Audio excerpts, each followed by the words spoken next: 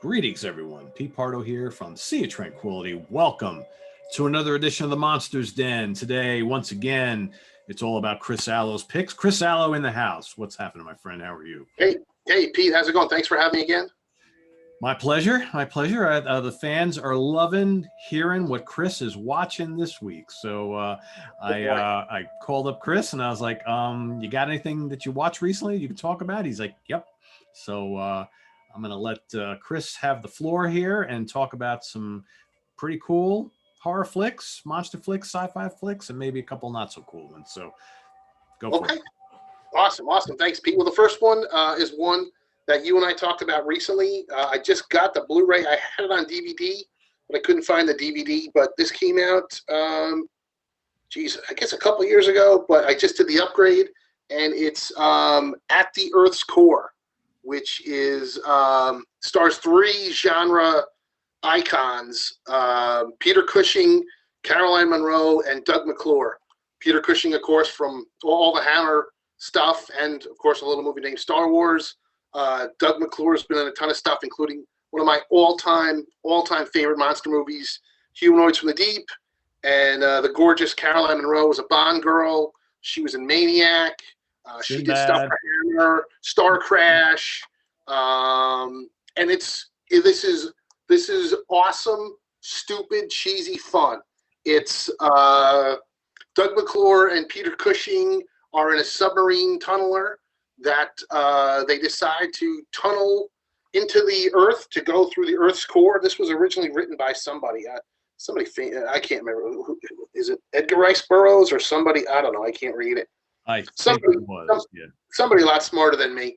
And they're in the submarine, and they tunnel into the Earth, and they're below the equator, and they meet all these people that live under the Earth's core, but there's a constant sun, which is the heat from the equator. But listen, the reason you want to watch this, there's rubber monsters galore. All over the place. Yep. They're all over the place. They are totally cheesy, completely ridiculous, but so much fun. I mean, it's just rubber monster action, and the monsters are fighting. Then they have to, Doug McClure wants to try and overthrow the government of the monster people. They're like bird people. I don't know. Then they're like, attacking and raping all the pretty ladies, which kind of reminded me of Humanoids from the Deep. But of course, Humanoids from the Deep, we actually see them rip their clothes off and rape them. Yeah. I think this is a PG. Plus, you got Caroline Munro in a loincloth, which looks amazing. Yeah. I know we were talking about her in some recent video.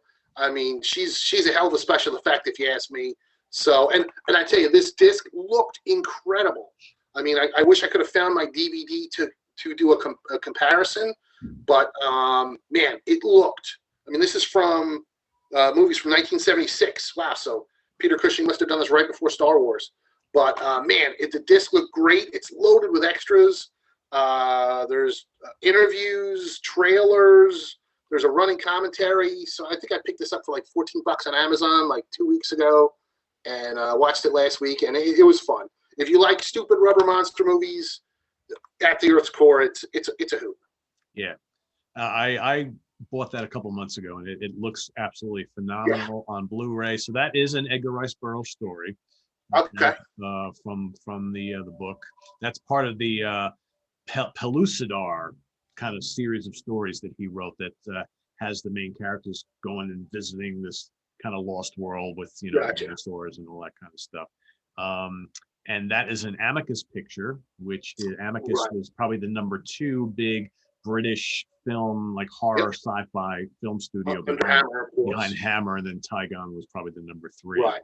And so you mentioned Caroline Munro, and I'm trying to remember I'm trying to remember which film we were talking about. I mean, she's been in so many great films. She was in Golden Voyage. Oh, it was a Golden Voyage of Sinbad. Golden Voyage of Sinbad. That's right. Yes. Yeah, because Rick was talking about the special effects, and I was like, best special effect is without a doubt Caroline Munro. No doubt. And I talked about her because she's in Maniac as well, and I did a show on Maniac. She also was in Dracula AD 1972. That's it, yeah. Really good Hammer film. Star Crash. Yeah, Captain Kronos, Vampire Oh, Hunter. right, which I just got the import Blu-ray on that. Oh, you bought the import, so I have the domestic Yes, one, so I picked that up. So, I mean, she's been in so many things. What so else? many things. The Yeah, she Spider Love really. Me, Star Crash. You mentioned Yes. she looks amazing in Star Crash. Oh yeah. Amazing in Star Crash. Yeah. Slaughter High. It's a little bit later Oh, on, that's but right. I forgot about that one. Yeah, she really had quite a run. yeah, Casino Royale. I mean, quite a lot, quite a Yeah. lot. So, And she still looks great. I met her at Schiller so did I. 4 or 5 years ago. She still looked great for an older lady. She looked incredible. And Yeah, I met her about a decade ago. She signed, I don't know, one of my Sinbad movies. I don't know. I got something signed from. Oh no, she signed my Maniac, I think. Which reminds me, I think I just put that up for sale, and I need to go check that because if it's nice. sign that, I gotta hold on to that. So yeah, good thinking. But yeah, so yeah, fun, cheesy stuff. I also just got The Land That Time Forgot and The People That Time Forgot. So Yeah. I'll have to watch some of them at some point. But yeah, I mean, yeah, it's crap, but it's fun crap. But definitely a good one. Speaking of crap, all right, this one somebody mentioned because I had talked about Joe D'Amato's Erotic Nights of the Living Dead, which was fucking terrible. Like really, truly one of the worst movies I've ever seen, and that was the third time I bought it. All right, so this is the third time I bought this one. But and it's another. Were you hoping that next copy would actually be better? Is that? And that's it. And I got a report. I actually enjoyed it this time. Wow! Well, there you go. 3 times. This is Joe D'Amato's Emanuelle and the Last Cannibals. Wow. And I liked it. I mean, listen, it's garbage. It's trash of the highest caliber. But if you're in the mood for trash, you can't do worse than this. Of course, it stars Laura Gemser from the Black Emanuelle series, which Joe D'Amato kind of ripped off from the original Emanuelle series, starring Sylvia Christel. But for my money, Black Emanuelle is way hotter. Laura Gemser's really beautiful lady. And, you know, I'm watching this movie and I'm like, Jesus Christ, every Italian cannibal or zombie movie all starts exactly the fucking same. They're in New York City and they're like a reporter or something, and something goes on, and then they have to go to this, you know, mysterious island in the jungle somewhere, and either they get attacked by zombies or cannibals. I mean, that's it. That's it. Every one of them's the same. You know, because somebody was like, oh, you know, Emanuelle and the Last Cannibals, it's the same exact plot as Cannibal Holocaust. And I'm like, yeah, it's also the same exact plot as Zombie and the same exact plot as Dr. Butcher and probably 20 other Italian. You don't need a screenwriter, right? So you just totally. It writes itself. But yeah, long story short, Black Emanuelle she's a reporter, starts in New York City.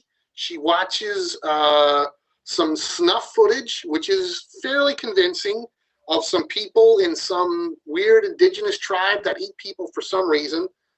It's hysterical when one guy starts eating the eyeballs, which are obviously grapes, put out of some paper mache skull. But she's a reporter, so she needs to go and investigate. But for those that don't know, the Emanuelle series are like Skinamax classics from the late 70s and early 80s. I mean, when I was a kid, all the Black Emanuelle movies were on cable constantly, especially late at night on Cinemax. And they're 11:30, yeah. And they're soft core movies. So what's funny about this is there's cannibals, but there's also a ton of sleazy softcore sex. And like for example, there's a couple there's a subplot of a couple looking for some lost treasure in the Amazon, which of course they find, and they know that they're surrounded by cannibals, but since they just found the gold, totally time to get naked and have sex. Even though the cannibals are literally surrounded us, let's get a quickie in. I mean, the plot's ridiculous. There's tons and tons of nudity. I mean, people getting eaten. Not one but two women get their breasts eaten off. And then of course they show this cannibal early on, which is probably the most gorgeous cannibal I've ever seen. and she's supposed to be eating the lady's breast. She's obviously eating a piece of chicken, but I mean, it's ridiculous. If you like trash, for $15, you could do a lot worse. I was thoroughly entertained, and there's a ton of extras, like so many extras. After a little bit, I'm like, I can't fucking take it anymore. I'm like, I don't need to know anything else. Oh, one of the best parts about this, speaking of Dr. Butcher, MD, which I know I'm going to talk to Pete about when we do our zombie video, Donald O'Brien, who starred as Dr. Butcher, MD, is in this as a hunter that Emanuelle runs into in the woods. So I was like, oh, that's cool, because I just watched Dr. Butcher twice this week. So it was very cool to see him pop up in this. But yeah, third time I bought it. First time I actually enjoyed it. It's still garbage, but it's entertaining garbage. If you like softcore skin flicks and Italian cannibal Mondo munching videos. So that's this one. But yeah, that sounds like you can't miss. I mean, Well, yeah, I mean, for garbage cinema, it's up there. It's a trash classic for sure. There you go. Yeah, could be the second best of all the Emanuelle movies. And then I was going to say, now that's the trash that I liked this week. The trash that I didn't like this week, which could be somewhat controversial, but this week is the 1-year anniversary of last week rather, because I watched it last week. Star Wars: Rise of Skywalker. Pete knows I'm a massive Star Wars fan, and last week we also got the season finale of The Mandalorian, which is a show that I love. I know it's great. Pete, you love it too. I mean, I watched that season finale 4 times so far. Wow. And I think it was only the last time where I didn't get misty-eyed, at the end, without giving anything away. Spoiler alert. For those who have not seen it yet. Well, yeah, I'm sure there's somebody that hasn't seen it yet. So since it's the 1-year anniversary of Rise of Skywalker, I pulled out my, because I got this a couple months ago. This is the 27-disc Star Wars Skywalker Saga box set. It has 9 4K discs and 18 Blu-rays of episodes 1 through 9, and so I hadn't seen Rise of Skywalker off disc. I saw it 3 times in a theater and didn't like it all 3 times. But I was like, okay, it's been a year. Let me watch the disc. I got the box set, and I put it on last week. And like 20 minutes in, I'm like, okay, yeah, this isn't that bad. And then it gets worse, and then it just fucking nosedives from there. I'm like, oh my God, this movie is awful. It's awful. I mean, I hated The Last Jedi, and then I equally hated The Rise of Skywalker. I don't know which one I hate worse, but at least there's a few things in The Last Jedi that I actually can say I kind of liked. Whereas I don't think there was anything I liked in Rise of Skywalker. So you didn't at least find those films kind of fun? Because I agree, they're not perfect by any means. I don't like them. I enjoy them for what they are. They're very formulaic though. And it almost feels like you've seen them before, right? They're like rehashes of the earlier films. Well, yes. Well, I was going to say that the funny thing with the box set is I didn't exactly need them because I'd already bought The Force Awakens on Blu-ray. And then I bought the 3D box set of Force Awakens on Blu-ray. And then even though I hated it, I still had to buy The Last Jedi on 4K. But now Force Awakens, yeah, that's a total rehash. It's basically a remake of Episode 4, A New Hope. But I still liked it. Even though it was just a reboot or a remake, they just scrambled up everything. I did enjoy it. Very formulaic, 100%. Towards the end, I'm like, really? Another fucking Death Star? We've got 7 movies and 3 of them have Death Stars. But I enjoyed it for what it was. I didn't like that we never got the original cast together. I know I've said this to you before, Pete. This is like a concert promoter reunites the Beatles for a concert, but never has the 4 guys on stage at the same time. Nope. Each guy has to do a song with other people. So I fucking hated that. But overall, I liked The Force Awakens. I saw it 10 times in the theater. Saw Rogue One. Saw that 10 times in the theater. Yeah, Loved Rogue that. One's great, yeah. But I hated that they turned Luke Skywalker into a cowardly asshole in Last Jedi. I hated what they did with Yoda. I just hated the Last Jedi. I bought tickets. Tickets.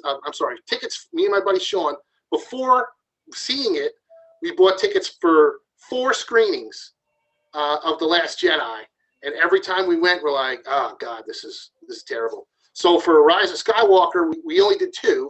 Still hated it. Then I had to go a third time with my wife. But yeah, a year later, it's fucking awful. It's terrible. The movie's a complete mess. I still hate it, you know. And you know, you could watch the real Star Wars people like John Campea and Midnight's Edge and Star Wars Theory, and these guys all talk about all the behind the scenes of how fucked up this movie got because they weren't supposed to have the Emperor. George Lucas was involved. There was tons of reshoots. You know, supposedly Kathleen Kennedy, the producer, the front runner for Lucasfilm, had a ton of decisions, all which were bad. So thank God Mandalorian is as fun as it is. But yeah, a year later, I still totally fucking hate Rise of Skywalker. What a missed opportunity. And thank God for Mandalorian because it's not only saving Star Wars franchise, it's saving Disney. Yeah, it's doing huge numbers. Yeah. So in saying all that, so we were talking a little bit off camera about the Solo film, and yes, I personally really enjoyed Solo, but it seemed like nobody did. I mean, so what's your take on that film? I thought it was great. I liked Solo. I had a good time with it. I saw that I think only 3 times in the theater. I enjoyed everything about it. I think the only thing it was really missing was that big pow of an ending. Yeah. You know, like Solo just kind of like I was expecting some kind of big battle at the end, and it just kind of fades out and has Darth Maul, which is cool, and of course that leaves a thread that we might never see. Although now there's going to be a Lando Calrissian TV show starring what's his name who played Lando in the Solo movie. So there's definitely a chance maybe they'll do something with it. But I did like it, and this box set features everything except Solo and Rogue One. And here's the Rogue One Deluxe Blu-ray box set. So I was telling Pete to wash Rise of Skywalker out of my mouth. I already had this box set, but then I had to go get the 4K disc for Rogue One. And Jesus Christ, what a great film. Like I said, I saw it 10 times in the theater. I didn't really notice all that much difference between the Blu-ray and the 4K. Probably because, you know, it's probably minimal, but it looks great. It sounds great. One of my favorite Star Wars movies. And, you know, maybe Rogue One is definitely very good. I mean, that's. Oh, yeah. I mean, to me, it's one of those movies like you could just watch it not being a Star Wars fan and get it and enjoy it. But yeah, that to me, that's a great flick. And the last great, you know, I liked Solo, but hated Last Jedi and Rise of Skywalker. Can't like them all, right?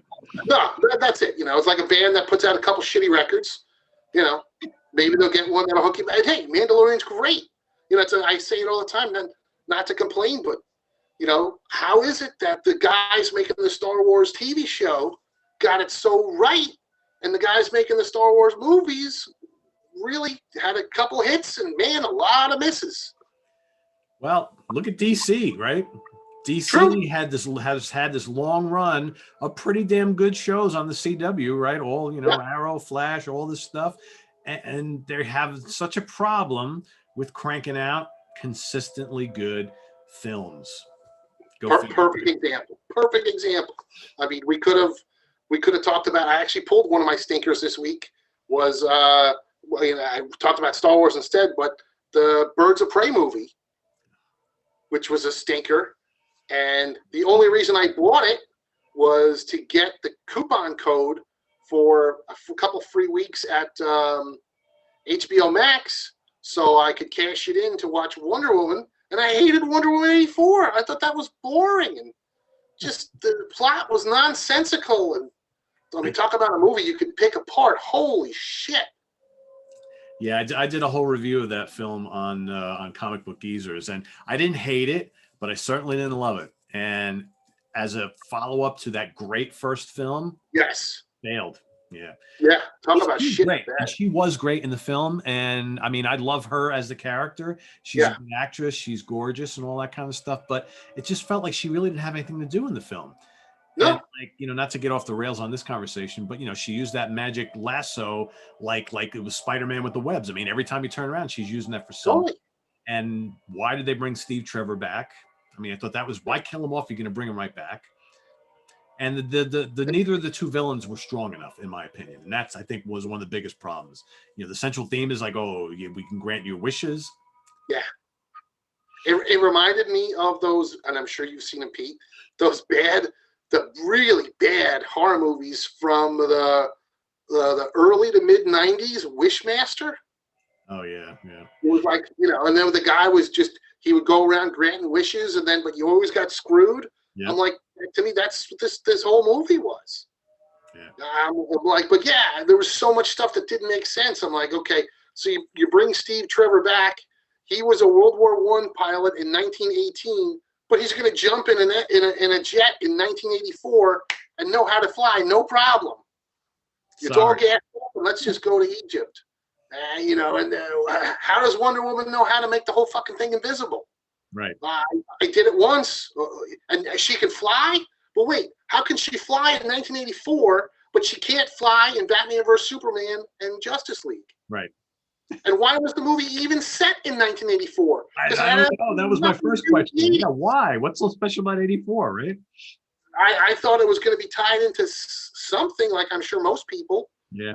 But and it would kill me. It's like, here it is 70 years later or whatever it is, 60 some odd years later, and she's still moaning and groaning about her lost love, Steve Trevor. I would think after 60 years, you might have moved on. But no. Totally. It's like it happened last year. Yeah. And even that, like, okay, the character seemed to have no progression. There was no change from the last movie to this movie. Yeah. Yeah. So yeah, she deserved better, I think. Like I said, I didn't hate it, but I certainly didn't love it.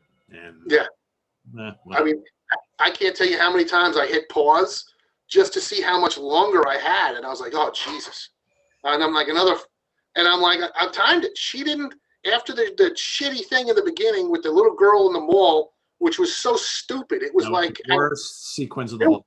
It was like out of a Super Friends cartoon from the 70s with the winking at the girl. She didn't put her costume on till like the 80-something minute mark.